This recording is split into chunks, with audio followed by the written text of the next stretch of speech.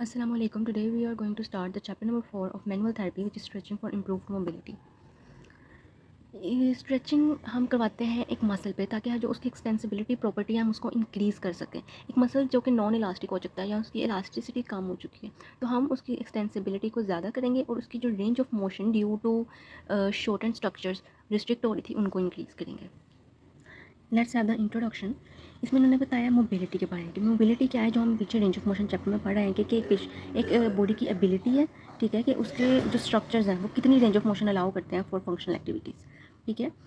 It can also be define as the ability of an individual. ये एक ability है एक इंडिविजुअल की कि वो इनिशिएट मूवमेंट को इनिशिएट कैसे करता है, कंट्रोल कैसे करता है, और वो एक मूवमेंट को सस्टेन कैसे करता है during performing the motor task, functional mobility आएगी, ठीक है। जब उसने रेंज ऑफ मोशन इंक्रीज़ की ड्यूरिंग द डेली एक्टिविटीज़ तो फंक्शनल रेंज ऑफ मोशन, लेकिन जब वो टास्क परफॉर्म करेगा तो वो फंक्शनल मोबिलिटी बन जाएगी, ठीक है।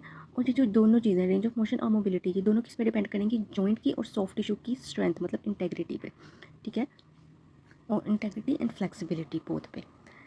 इधर सॉफ्ट टिश्यू जो कि सराउंडिंग जॉइंट्स को क्रॉस करेगा उसके अंदर सफिशिएंट एक्सटेंसिबिलिटी होनी चाहिए कि हमारे पेशेंट को अलाउ करे कि वो अपनी डेली एक्टिविटीज़ और टास्क परफॉर्म करे। अगर तो टिश्यू के अंदर इतनी एक्सटेंसिबिलिटी नहीं है, ठीक है, ना ही उसके अंदर एक्सटेंसिबिलिटी है और ना ही उसके अंदर एबिलिटी है कि वो स्ट्रेच हो सके, तो वो मूवमेंट लिमिटेशन कर देगा और पेशेंट अपने एडीएल्स और डेली एक्टिविटीज़ परफॉर्म नहीं कर पाएगा, ठीक है।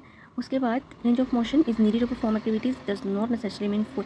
उन्होंने कहा है कि रेंज ऑफ मोशन का मतलब ये नहीं कि जब हमने डेली एक्टिविटीज़ करनी है तो हमें फुल रेंज ऑफ मोशन ही चाहिए। फॉर एग्जांपल अगर शोल्डर फ्लेक्शन की रेंज ऑफ मोशन है 0 to 180 डिग्री, तो हम हर एक्टिविटी को 180 डिग्री तक परफॉर्म नहीं करेंगे, तो हम किसी भी रेंज ऑफ मोशन तक जा सकते हैं अकॉर्डिंग टू आवर नीड।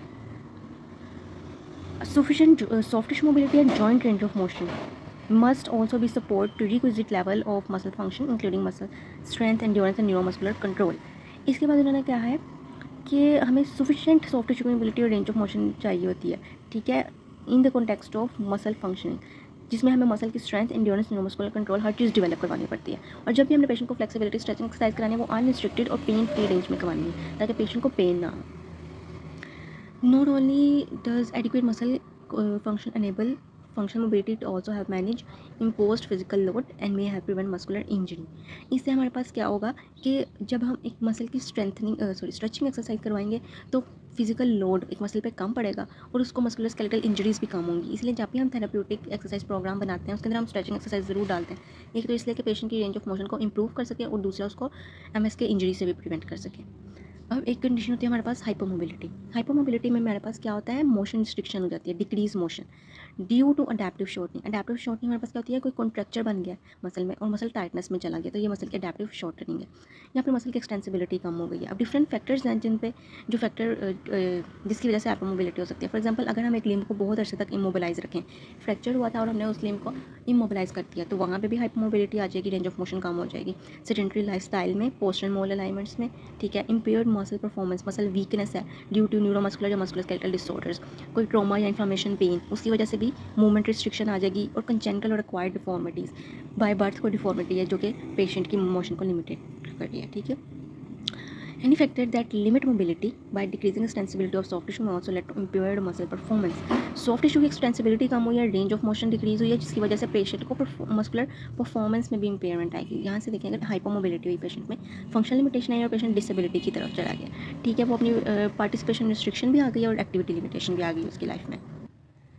जब भी हम एक पेशेंट का रिहेबिलिटेशन प्रोग्राम बनाते हैं ना तो हम उसमें स्ट्रेचिंग की एक्सरसाइजेज ज़रूर डालते हैं, ठीक है, वैन रिस्ट्रिक्टेड मोबिलिटी और एडवर्सली फंक्शन और इंक्रीज रिस्क ऑफ इंजरी, ताकि पीछे भी सफ़र क्या है मस्कुलर स्केलेटल इंजरी को प्रिवेंट कर सकें और मोबिलिटी रिस्ट्रिक्शन को भी ख़त्म कर सकें। अब स्ट्रेचिंग एक्सरसाइजेज एक तो हमने रिहेबिलिटेशन प्रोग्राम में डाली, इसके अलावा जब हम पेशेंट को फिटनेस प्रोग्राम या फिर स्पोर्ट स्पेसिफिक कंडीशनिंग प्रोग्राम कराएंगे to promote the patient wellness and reduce risk of injury, तब भी हमने स्ट्रेचिंग करानी। स्ट्रेचिंग हम हर थेरेप्यूटिक प्रोटोकॉल में अप्लाई करते हैं। स्ट्रेचिंग है क्या, ये एक थेरेप्यूटिक मैन्यूवर मतलब एक थेरेप्यूटिक मेथड है हमारे पास जिसमें हम एक सॉफ्ट टिश्यू की एक्सटेंसिबिलिटी को ज़्यादा करते हैं और रेंज ऑफ मोशन को इंक्रीज़ करते हैं, पेशेंट की फ्लेक्सिबिलिटी को इंक्रीज़ करते हैं बाय एलोंगेटिंग या लेंथनिंग द स्ट्रक्चर्स जो कि अडेप्टिव शॉर्टनिंग में गए हुए थे और हाइपोमोबिलिटी कोज कर रहे थे।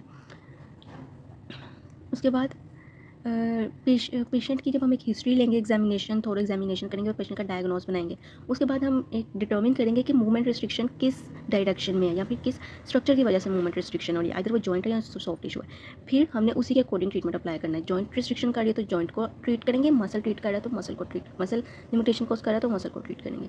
अब स्ट्रेचिंग हम 3 तरीके से अप्लाई कर सकते हैं। या तो मैनुअल स्ट्रेचिंग अप्लाई करें, थेरेपिस्ट जो है वो अपने हैंड से पैसिवली एक मसल को स्ट्रेच करें। इनिशियली हम यही करवाएंगे कि थेरेपिस्ट करें, उसके बाद हम पेशेंट को उसकी सेल्फ स्ट्रेचिंग कराएंगे कि आप पेशेंट खुद एक्सरसाइज परफॉर्म करें, ताकि उसको हम एक होम प्लान बना के देना है तो उधर तो पेशेंट ने खुद ही करनी है, तो उसको सेल्फ स्ट्रेचिंग सिखाएंगे, ठीक है, केयरफुल इंस्ट्रक्शन देंगे और अंदर सुपरविजन कराएंगे और बाद में पेशेंट को खुद मास्टर कर जाएगा। उसके बाद अगर तो मैनुअल स्ट्रेचिंग को इम्पॉसिबल है, मतलब पेशेंट बल्कि है, थेरेपिस्ट इतनी पर फोर्स नहीं लगा सकता, तो फिर हम मशीन का यूज़ भी कर सकते हैं, मैकेनिकल स्ट्रेचिंग डिवाइसेस भी यूज़ कर सकते हैं। और रेंज ऑफ मोशन एक्सरसाइजेज हमें डेली एक्सरसाइज में रिक्वायर्ड चाहिए होंगी, और इसके साथ साथ हमने स्ट्रेचिंग एक्सरसाइज के साथ साथ हमेशा स्ट्रेंथिंग एक्सरसाइजेज को भी साइड बाय साइड लेकर चलना होता है। ऐसा नहीं कि हम एक मसल को इलोंगेट करते जा रहे हैं, और स्ट्रेचिंग उसकी स्ट्रेंथनिंग नहीं करा रहे, तो मसल वीक भी हो सकता है, इसलिए उसकी स्ट्रेंथिंग एक्सरसाइज भी लाजमी साथ करवानी होती है। और यहाँ पे उन्होंने चैप्टर की एक समरी दी हुई है कि इस चैप्टर में आप क्या क्या देखेंगे। अब यहाँ पे देखें डेफिनेशंस दी हुई है कुछ फ्लेक्सिबिलिटी की। फ्लेक्सिबिलिटी क्या होती है? It is the ability to rotate a single joint और सीरीज ऑफ जॉइंट। ये फ्लेक्सिबिलिटी जो है ना, जॉइंट की प्रॉपर्टी है। जॉइंट अलाउ करेगा कि वो कितनी स्मूथली, इजीली और unrestricted pain free range of motion में रोटेट कर सकता है। ये किस पे डिपेंड करता है? मसल की लेंथ पे, जॉइंट इंटेग्रिटी और periarticular soft extensive soft. Periarticular soft tissues हमारे पास कौन से होते हैं? जो कि आर्टिकुलर से एसोसिएटेड होते हैं, सच एज लिगामेंट्स, बर्सास, टेंडेंस, ये सब कुछ पेरिआर्टिकुलर सॉफ्ट टिश्यूज होते हैं, ठीक है। उसके बाद flexibility is maximised. Flexibility maximum हो जाएगी when the muscle tendon unit that crosses the joint had adequate extensibility to deform. अब देखो, एक हमारे पास होता है मसल टेंडन यूनिट, एक होता है Golgi tendon unit. Muscle tendon unit जो होता है ना, वो प्रिवेंट करता है कि इससे ज़्यादा शॉर्टनिंग नहीं हो सकती एक मसल की, तो हमें इसको ओवरकम करना पड़ेगा बाय फ्लेक्सिबिलिटी को मैक्सिमाइज करके। इससे क्या होगा, एक पेशेंट को जब हम एक्सटेंसिबिलिटी में लेकर आएंगे, एक पेशेंट की मसल को इस तरह डिफॉर्म करेंगे, लेंथन करेंगे, तो वो back to the original position आएगा, ठीक है, come back to its original position after the stretch force. अब है आर्थोकाइनेमेटिक्स। आर्थोकाइनेमेटिक्स होती है joint movement of the moving joint, and the ability of periarticular connectors to reform also affect the joint range of motion and flexibility। जो joint की movements होती हैं और उसके सराउंडिंग जो सॉफ्ट टिश्यूज़ होते हैं वो भी डिफॉर्म हो सकते हैं और अपनी ओरिजिनल पोजीशन में वापस आएंगे। ये सब कुछ फ्लेक्सिबिलिटी को इम्प्रूव करेगा। फिर 2 टाइप्स हैं, एक डायनामिक, एक है पैसिव। डायनामिक मतलब ड्यूरिंग मूवमेंट जो फ्लेक्सिबिलिटी आएगी, मतलब जो हम डेली एक्टिविटीज़ परफॉर्म करेंगे और उनके अंदर जो रेंज ऑफ मोशन हमारे पास होगी, वो हमारे पास डायनामिक फ्लेक्सिबिलिटी होगी। पैसिव फ्लेक्सिबिलिटी जो थेरेपिस्ट हमारे ऊपर फोर्स लगाएगा और हमारे मसल्स को लेंथन करेगा, वो पैसिव फ्लेक्सिबिलिटी कराएगा, ठीक है। इसको हम एक्टिव मोबिलिटी भी कहते हैं, इसको हम पैसिव मोबिलिटी भी कहते हैं। ये कैसे होगी? एक्टिव मसल कॉन्ट्रैक्शन से, और ये कैसे होगी? पैसिव रोटेटेड से, पैसिव एक्सटेंसिबिलिटी से। इसमें मसल एक्टिव कॉन्ट्रैक्शन कर रहा है और इसमें थेरेपिस्ट करवा रहा है, ठीक है। उसके बाद इन दोनों चीज़ों को हम अप्लाई करेंगे फ्लेक्सिबिलिटी को इंक्रीज़ करने के लिए। उसके बाद हाइपोमोबिलिटी है। हाइपोमोबिलिटी एक कंडीशन है हमारे पास जिसमें रेंज ऑफ मोशन डिक्रीज हो जाती है due to restricted motion. Single joint में भी हो सकती है और सेवरल जॉइंट्स में भी हो सकती है, और ये एक पैथोलॉजिकल प्रोसेस है, ठीक है, जिसमें मोशन लिमिटेशन आ जाती है due to shortening of joint, soft tissue and related structures. फिर है कॉन्ट्रैक्चर। कॉन्ट्रैक्चर भी हमारे पास एक पैथोलॉजी है जिसके अंदर हमारे पास रिस्ट्रिक्शन कॉज हो सकती है माइल्ड टाइटनेस की वजह से भी और इरिवर्सिबल कॉन्ट्रैक्चर की वजह से भी। अब कॉन्ट्रैक्चर क्या होता है? एक शॉर्ट एडेप्टिव शॉर्टनिंग होती है, ठीक है, मसल टेंडन यूनिट की और अदर सॉफ्ट टिश्यूज़ की जो कि एक जॉइंट को क्रॉस करेंगे। जब हम इन स्ट्रक्चर्स की जो कि अडेप्टिव शॉर्टनिंग में गए हुए इनकी स्ट्रेचिंग कराएंगे, तो एक मार्क्ड रेजिस्टेंस फील होगी हमें, पेशेंट रेजिस्ट करेगा स्ट्रेचिंग को और मोशन लिमिटेशन आएगी। ये सब चीज़ें, shortening of muscle tendon, adaptive shortening, ये सब कुछ एक फंक्शनल एबिलिटी को कॉम्प्रोमाइज़ करेंगे और पेशेंट एडीएल्स और फंक्शनल टास्क परफॉर्म नहीं कर पाएगा ठीक से। इस पैराग्राफ में मैंने उन्होंने 3 चीज़ें बताई हैं। एक है complete loss of motion, partial loss of motion और रिस्ट्रिक्टेड मोशन। जब हमारे पास एक लिम्ब का या बॉडी में कंप्लीट लॉस ऑफ मोशन आ जाएगा, उसको हम कहेंगे कि यहाँ कॉन्ट्रैक्चर बन गया। अगर पार्शियल लॉस ऑफ मूवमेंट है तो वो शॉर्टनिंग होगी, और अगर रिस्ट्रिक्टेड मोशन है तो वो मसल टाइटनेस होगी, ठीक है। तो इन सब चीज़ों को हमें डिफ्रेंशिएट करना आना चाहिए, फिर उसके अकॉर्डिंगली हमने ट्रीटमेंट अप्लाई करना। Adaptive shortening of soft tissues in particular mild muscle shortening. ये जो टाइटनेस होती है इसमें सिर्फ माइल्ड मसल शॉर्टनिंग होती है, और इसमें पार्शियल लॉस ऑफ मोशन, इसमें कंप्लीट लॉस ऑफ मोशन। उसके बाद designated of contracture by location. हम कॉन्ट्रैक्चर को डिफाइन करते हैं on the basis of the location. For example, अगर हमारे पास एक मसल टाइट हुआ है फ्लेक्शन साइड पे of flexion extension joint axis it is called flexion contraction. अगर एक्सटेंशन साइड पे बना होगा तो हम उसको एक्सटेंशन कॉन्ट्रैक्शन कहेंगे, कॉन्ट्रैक्चर कहेंगे।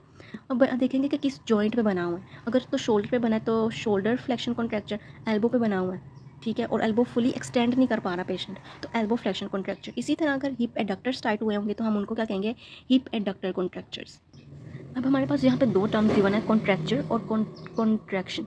कॉन्ट्रैक्चर जो है वो हमने पीछे पढ़ा, ये एक पैथोलॉजी है, डिजीज़ है, और कॉन्ट्रैक्शन जो है ना वो एक जनरल फिजियोलॉजी है मसल की। मसल के अंदर जो टेंशन डेवलप होती है जब हम एक मूवमेंट को इनिशिएट करते हैं या परफॉर्म करते हैं, तो उसकी एबिलिटी है to contract. Type of contracture देखेंगे on the basis of the structure involve. जो स्ट्रक्चर इन्वॉल्व होगा उसकी बेसिस पे हमने इसकी टाइप्स बना दी हैं। For example myostatic contracture, myo means muscle, तो ये मसल में अगर कोई कॉन्ट्रैक्चर बना है तो उसको हम मायोस्टैटिक कॉन्ट्रैक्शन देंगे, ठीक है। इन मायोस्टैटिक इसको हम मायोजेनिक कॉन्ट्रैक्चर भी कहते हैं, जिसमें muscular tendinous unit adaptive shortening में क्या होगा, ठीक है, मसल टेंडन यूनिट, और रेंज ऑफ मोशन को रिस्ट्रिक्शन कॉज करेगा। No specific muscle pathology is present, ये बहुत माइल्ड होता है, रिवर्सिबल भी होता है, ठीक है, इसमें एक सिग्निफिकेंट पैथोलॉजी प्रेजेंट नहीं होती। अब इसमें ऐसा होता है कि जो सार्कोमियर यूनिट्स हैं वो डिक्रीज़ हो जाते हैं, ठीक है, और no decrease in individual sarcomere length, और जो बाकी रिमेनिंग होते हैं उनकी लेंथ में कोई डिक्रीज़ नहीं होता, जिसकी वजह से वो कॉन्ट्रैक्चर में चले जाते हैं। इसके लिए हम क्या करवाएंगे, स्ट्रेचिंग, और पेशेंट को रिलीव हो जाएगा। उसके बाद है सूडोमायोस्टैटिक। सूडोमायोस्टैटिक में सीएनएस में कोई पैथोलॉजी और डिजीज़ है जिसकी वजह से मोबिलिटी इंपेयर्ड होगी, limitation of range of motion. और हाइपरटोनिसिटी में, हाइपरटोनिसिटी किन केस में होती है, स्पास्टिसिटी और रिजिडिटी में, जहाँ पे सेंट्रल नर्वस सिस्टम लेयन होता है या फिर अपर मोटर न्यूरॉन लेयन होता है। जैसे सीवीएस एक्सीडेंट हुआ हमारे पास, cerebrovascular accident, CVA spinal cord injury और ट्रॉमेटिक ब्रेन इंजरी। ऐसे में क्या होगा, यहाँ पे सिर्फ माइल्ड मोशन रिस्ट्रिक्शन सी सिग्निफिकेंट, ठीक है, loss of range of motion. यहाँ पे पेशेंट को स्पाज्म भी है, गार्डिंग भी है और पेन भी है, ठीक है, और पेशेंट को जब हम पैसिव स्ट्रेचिंग कराएंगे तो पेशेंट उसको रेजिस्ट कर रहा है, ठीक है। अब मायोस्टैटिक कॉन्ट्रैक्चर को हम अपेरेंट कॉन्ट्रैक्चर भी कहते हैं, ठीक है। इसमें न्यूरोमस्कुलर इनहिबिशन मतलब पीएनएफ टेक्निक्स वगैरह यूज़ करवाएंगे और पेशेंट को उससे रिलीव होगा। आर्थोजेनिक एंड पेरी आर्टिकुलर कॉन्ट्रैक्चर में क्या होगा, आर्थोजेनिक मीन्स जॉइंट। अब जॉइंट में कोई कॉन्ट्रैक्चर बना है, जॉइंट में कोई एडहेशन, साइनोवियल प्रोलिफरेशन, ठीक है, जॉइंट फ्यूजन, जॉइंट का कार्टिलेज की इरेगुलरिटीज या ऑस्टियोफाइड फॉर्मेशन हुई है जॉइंट्स में, ये सब कुछ जब एक मूवमेंट को लिमिटेशन करेंगी उसको हम आर्थोजेनिक कॉन्ट्रैक्चर या पेरी आर्टिकुलर कॉन्ट्रैक्चर कहेंगे। फिर लास्ट है फिब्रोटिक कॉन्ट्रैक्चर, इरिवर्सिबल कॉन्ट्रैक्चर। जो पिछली तीन पढ़ के आया वो हमारे पास ट्रीटेबल है, लेकिन ये हमारे पास बहुत ही डिफिकल्ट है ट्रीट करना, जिसमें क्या होगा, फाइब्रस चेंजेस आ जाएंगी कनेक्टिव टिश्यू में और पेरी आर्टिकुलर स्ट्रक्चर में, can cause adhere of tissue and subsequent development of fibrotic contractures बन जाएंगे। Although it is possible to stretch fibrotic contracture and eventually increase range of motion.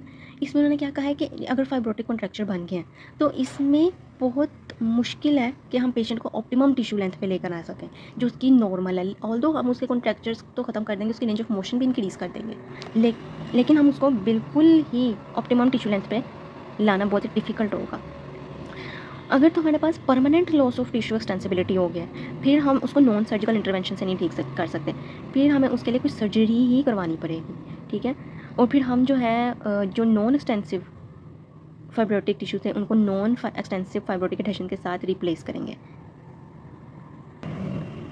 During the surgery. और ये किन चीज़ों में हो सकता है, जब हम एक लिम्ब को बहुत देर तक इमोबिलाइज रखते हैं तो टिश्यू शॉर्टनिंग में चले जाते हैं वहाँ पे, या फिर कोई ट्रॉमा हुआ, कोई इंजरी हुई जिसकी वजह से इन्फ्लेमेटरी प्रोसेसेस आए, तब भी फाइब्रोटिक कॉन्ट्रैक्चर्स बनेंगे। और फाइब्रोटिक कॉन्ट्रैक्चर जितनी देर से होगा उसको उतनी ट्रीटमेंट होगी ना, मतलब जितना पुराना हमारे पास डिजीज़ होता है उसको उतनी देर लगती है ठीक होने में। मोर एक्सटेंसिव द टिश्यू रिप्लेसमेंट, उतनी ज़्यादा एक्सटेंसिव टिश्यू रिप्लेसमेंट करानी पड़ेगी, तो उतना डिफिकल्ट होगा कि हम पेशेंट को ऑप्टिमम मोबिलिटी पे लेकर आ सकें, ठीक है। और हो सकता है कि वो बिल्कुल कॉन्ट्रैक्चर इरिवर्सिबल हो गया हो, हम उसको ट्रीट ही ना कर पाएँ। अब है topic selective stretching. Selective stretching में हम पता क्या करते हैं कि थेरेपिस्ट डिटर्मिन करेगा कि हमने कुछ मसल को स्ट्रेच करना है और कुछ मसल को लिमिटेशन में रहने देना है। अब यू विल थिंक कि हमने मसल को लिमिटेशन में क्यों रहने देना है, हमने तो उसकी भी स्ट्रेचिंग चाहिए ना, हम ताकि रेंज ऑफ मोशन को इंक्रीज़ कर सकें। नीचे हम देखेंगे कैसी कौन सी कंडीशन है जिसमें हम एक पेशेंट को लिमिटेशन में ही रहने देंगे, कुछ मसल की स्ट्रेचिंग और कुछ मसल को लिमिटेशन में ही रहने देंगे। उसके बाद स्ट्रेचिंग एक्सरसाइज, सिलेक्टिव स्ट्रेचिंग में हम क्या करेंगे, ओवरऑल फंक्शन को इंप्रूव करेंगे by stretching techniques, stretch some muscles and joints ताकि लिमिटेशन को अलाउ कर सकते हैं, मोशन लिमिटेशन को ख़त्म कर सकें और मोशन अलाउ कर सकें। उसके बाद अब थेरेपिस्ट डिटर्मिन करेगा कि उसने किन मसल को स्ट्रेच करना है और किन मसल्स को उसने लिमिटेशन में ही रहने देना है, अकॉर्डिंग टू टू थिंग्स, कि पेशेंट की फंक्शनल डिमांड क्या है। आइदर कि पेशेंट अगर तो पेशेंट को पैरालिसिस है तो पेशेंट की नीड तो कुछ भी नहीं है, पेशेंट को बस ये पेशेंट कर सकता है कि वो अपने एडीएल्स परफॉर्म कर ले, उठ बैठ सके, खाना खा सके और वो वॉशरूम तक जा सके, ये उसकी नीड है। लेकिन अगर एक पेशेंट है उसकी नीड है कि उसने स्पोर्ट्स एक्टिविटी प्रोवाइड करनी है, स्पोर्ट्स एक्टिविटी करनी है, एथलीट है वो, फिर हमने उसका ट्रीटमेंट उसके अकॉर्डिंग करना है। हम मतलब ये है कि हमने पेशेंट का ट्रीटमेंट उसकी नीड के अकॉर्डिंग और उसकी गोल्स को मीट करना है, ठीक है। और हमने पेशेंट की मोबिलिटी और स्टेबिलिटी का भी ख्याल रखना है साथ साथ। अब हमने ये डिसीजन क्यों लिया कि हमने कुछ मसल्स को स्ट्रेच करना है और कुछ को लिमिटेड करना है, वो हम देखेंगे इन एग्जाम्पल्स के थ्रू। फॉर एग्जाम्पल एक पेशेंट है स्पाइनल कॉर्ड इंजरी का, ठीक है, उसमें हमें ट्रंक की स्टेबिलिटी रिक्वायर होती है कि अगर हम सिटिंग में आ सकें, ठीक है। एक पेशेंट है जिसको स्पाइनल कॉर्ड इंजरी है, अब हम चाहते हैं वो सिटिंग में आए, तो उसके लिए हमें उसकी ट्रंक स्टेबिलिटी रिक्वायर होगी। अगर तो एक पेशेंट है उसको थोरेसिक और सर्वाइकल लेयंस हैं, ठीक है, तो वो does not have active control of back extensor, तो उसके पास बैक एक्सटेंसर का कंट्रोल नहीं होगा, ठीक है। तो हम क्या करवाएंगे, पेशेंट को SLR करवाएंगे, उसकी हैमस्ट्रिंग्स की स्ट्रेचिंग कराएंगे। जब हैमस्ट्रिंग स्ट्रेचिंग होगी ना, तो एक्सटेंसिबिलिटी, हैमस्ट्रिंग की एक्सटेंसिबिलिटी इंप्रूव होगी, ठीक है। और moderate hypermobility is allowed to develop in the extensor of back. Hamstrings को हमने स्ट्रेच किया और जो बैक एक्सटेंसर्स थे इनकी मूवमेंट हमने लिमिटेड ही रहने दी, ठीक है। अब हो गया ना एक की स्ट्रेचिंग और एक की रिस्ट्रिक्शन, तो इससे हमें क्या एडवांटेज मिलेगा कि हम पेशेंट को उठा के बिठा सकते हैं, ठीक है। पेशेंट को enables a patient to lean into slightly shortened structure and have some degree of trunk stability। अब हमारे पास पेशेंट बैठ भी सकता है और पेशेंट की स्टेबिलिटी भी आ गई है, फॉर लॉन्ग टाइम सिटिंग भी कर सकेगा patient. However, patient must still have enough flexibility for independence in dressing and transfer too। हमने पेशेंट की प्रोग्रेशन करानी है ताकि पेशेंट ड्रेसिंग और अपना ट्रांसफ़र भी कर सके। Too much limitation of motion in lower back can decrease function. अब हमने ऐसा नहीं है कि लोअर बैक को बिल्कुल ही मोशन रिस्ट्रिक्शन कर देनी है, हमें उसकी माइल्ड रेंज ऑफ मोशन में लेकर जाना है, ठीक है। अब एक पेशेंट है वो भी हमारे पास, उसको फॉर एग्जांपल मोनोपैरालिसिस है, ठीक है, वन लिम्ब का पैरालिसिस है, मोनोप्लेजिया है। तो उसमें क्या है, पेशेंट की जो बाजू है वो पैरालिसिस में चली गई है और पेशेंट का जो ऑब्वियसली हैंड भी है वो भी वर्क नहीं करेगा। अब हम चाहते हैं कि पेशेंट एक ग्रिप तो कर सके ना, अगर उसने कोई भी चीज़ पकड़नी है तो वो ग्रिपिंग, उसके अंदर ग्रिपिंग एबिलिटी हो। उसके लिए हम एक चीज़ को स्ट्रेच करेंगे, एक को लिमिटेड करेंगे। स्ट्रेच किसको करेंगे, स्लाइट हाइपोमोबिलिटी। स्ट्रेच हम करेंगे रिस्ट के एक्सटेंसर्स को, और जो फिंगर के एक्सटेंसर्स हैं उनको हम हाइपोमोबिलिटी में रहने देंगे। Allow slight hypomobility to develop in long flexors of fingers, इनमें हाइपोमोबिलिटी रहने दी। और मेंटेन की mobility in wrist extensors in case of spinal cord injury, जहाँ पे intrinsic muscles of fingers, intrinsic muscles of fingers हमारे पास फाइन मूवमेंट करवाते हैं मसल्स की, जैसे कि ग्रास्पिंग, ग्रास्पिंग की एक फाइन मोटर एक्टिविटी है, तो ये कौन करवाते हैं, इंट्रिंसिक मसल ऑफ हैंड। तो ये डेवलप करवाने के लिए हम सिलेक्टिव स्ट्रेचिंग यूज़ कर सकते हैं। अब ये दो टर्म्स है हमारे पास, एक है ओवर स्ट्रेचिंग और एक है हाइपर मोबिलिटी। ओवर स्ट्रेचिंग एक प्रोसीजर है जो कि थेरेपिस्ट अप्लाई करेगा, और जो हाइपर मोबिलिटी है वो एक ओवर स्ट्रेचिंग के रिस्पॉन्स में हमारे पास मिलती है। ओवर स्ट्रेचिंग क्या है कि एक नॉर्मल लेंथ से हमने एक मसल को पुल किया, ठीक है, नॉर्मल लेंथ उसकी इंक्रीज़ की, और रिजल्टिंग इन हाइपर मोबिलिटी। अब creating selective hyper mobility by over stretching. अब जब हम ऐसा करेंगे, ओवर स्ट्रेचिंग कराएंगे to create a hyper mobility, तो ये हम उनके लिए इंपॉर्टेंट है जिन्होंने एथलीट्स होते हैं, उन्हें स्पोर्ट्स खेलनी होती है, उनके लिए हमें एक बहुत ही ज़्यादा एक्सटेंसिबिलिटी चाहिए होती है। उनको हम स्ट्रेचिंग नहीं, उनको फिर हम ओवर स्ट्रेचिंग करवाते हैं, ठीक है। अच्छा, फॉर एग्जांपल अगर अब हमने एक पेशेंट नहीं था बल्कि एक इंडिविजुअल ही था जिसकी जॉइंट आगे ही हाइपर मोबाइल थे, हमने उसको और ओवर स्ट्रेचिंग की, ठीक है, उसका मोबाइल और हाइपर मोबाइल हो गया, तो अब उसका जॉइंट इनस्टेबल हो जाएगा। जब जॉइंट इनस्टेबल हो जाए ना, तो बहुत चांसेस होते हैं कि जॉइंट अपने कैप्सूल से बाहर भी आ सकता है, ठीक है, जॉइंट सबलक्सेट या डिसलोकेट भी हो सकता है। तो हमने पेशेंट की, इसके लिए इंपॉर्टेंट है कि हम पेशेंट की एग्जामिनेशन और एवेल्यूएशन को बेहतर करें। इंस्टेबिलिटी, अगर पेशेंट में फिर इंस्टेबिलिटी अगर आ गई है तो वो पेशेंट को पेन भी कॉज कर सकती है और इसकी वजह से मस्कुलोस्केलेटल इंजरीज़ भी होंगी।